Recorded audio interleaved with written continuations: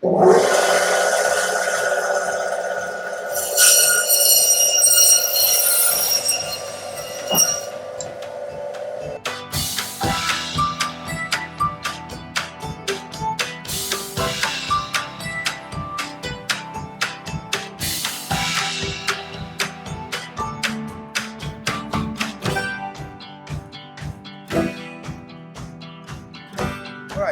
now after cutting on the bandsaw, it's going to leave us with a lot of what we call the sawdust residue, which is basically just bone and fat mix.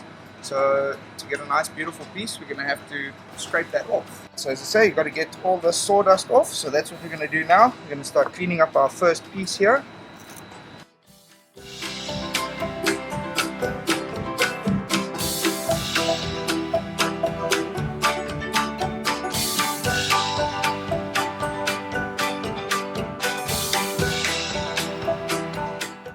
So firstly, we're going to remove a few things, but the reason why we've kept these bones in, which we're now going to take out, is aging on the bone just helps with flavor.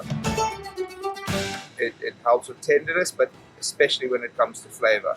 So it's very nice when you're doing dry aging to keep the bone on the primal and then remove it after the fact, so that you get all that additional flavor. You can see we've got a bone here. This will go onto your spine, at the part of your T-bone, end up going there. Here's your femur inside here. So this fat at the bottom we're going to remove, as well as those two bones. Got a little bit of dry crust running along the edge here, which obviously you're not going to want to eat, so we're going to trim that off now. And then basically inside what you'll be left with is your rump, your main part of your rump in the middle. You've got a bit of your picanha here, which is the top flap on the rump. Brazilian and Portuguese people will know what I'm talking about there. And there's a bit of a tri-tip that sits on the end of the rump. Here we also have fillet that has been left on. So we'll trim around there and we'll leave that as a nice treat for the wife. Alright, now at the top here, we've got our fat cap, but this one doesn't have much of a fat cap on it. So we're not going to do much trimming there. What I will do is I'll trim this bit out here, because as you can see where it's gone black, just like on the bottom here, the air has managed to penetrate. That's usually what the fat helps protect. So the air's managed to penetrate in there and started drying it a bit. But as you can see, after 6 weeks, you're dealing with maybe 2 mils that air has gone in. So you don't actually develop a lot of skin. People always think when they see the outside of this that it's going to look like that most of the way through. But the air doesn't actually penetrate very deep into the meat at all. So you don't end up losing all that much. We've been talking enough now. Let's get this thing ready for the brine. So we're going to start here. I'm going to start on this side and take these bones out. Okay. Now I can follow along this little sinew. There's a little bit of meat I'm going to leave behind on that bone, but I don't want that on my steak. So I'm just going to follow this sinew that runs at the bottom of the picanha like that. And you can literally just also pull. You don't have to cut the whole way through. In fact, cutting the whole way through is what makes you make mistakes. So your meat tends to like keeping its muscles separate. So they are joined by collagen and sinews. So if you just follow those, it'll show you exactly where you're supposed to go. Take that bone out at the bottom there.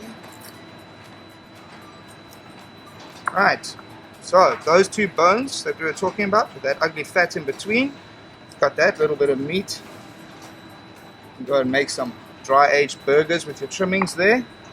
Alright, now, bones out, got most of it ready. Now we just need to get the skin off.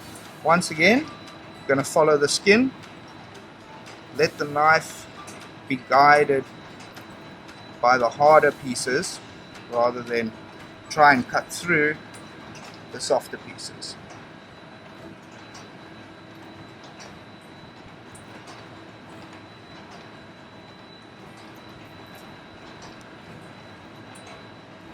Alright, this fat inside here we're probably not going to want to use much, so once again trim most of that out.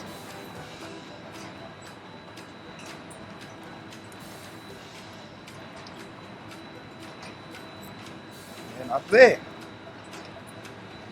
As I said, not much of a fat cap here, so it's penetrated through a bit, so we're going to want to remove this, but I'm going to leave that bit of skin on there. So I think what we're going to do, we'll start like this, and we just follow the skin.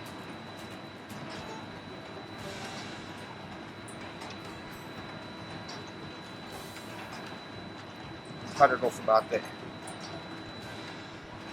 Right, so after all that, that's basically what we've now gone and trimmed off. And now you end up with your perfectly dry aged rump steak for your braai.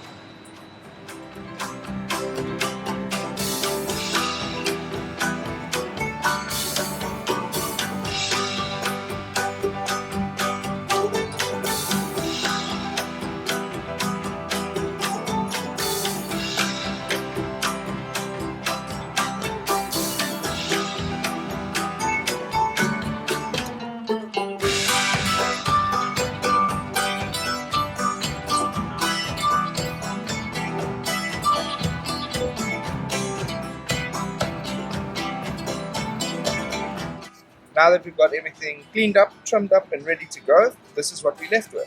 So out of that whole rump, we basically got 6 slices of dry aged rump. We've got a few bits of fillet in the bottom here, which still need to be trimmed up a little bit. But there's a lovely recipe you can do with that, where you can block them up, cook them with some cream and blue cheese, and have it with crispy bread. This is the bones left over. Now the bones, there's not much you can do with the bones as well as the skin. People often ask, why is dry aged so expensive?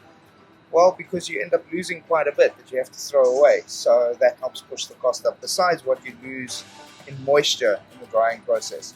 We've got a bit of fat here.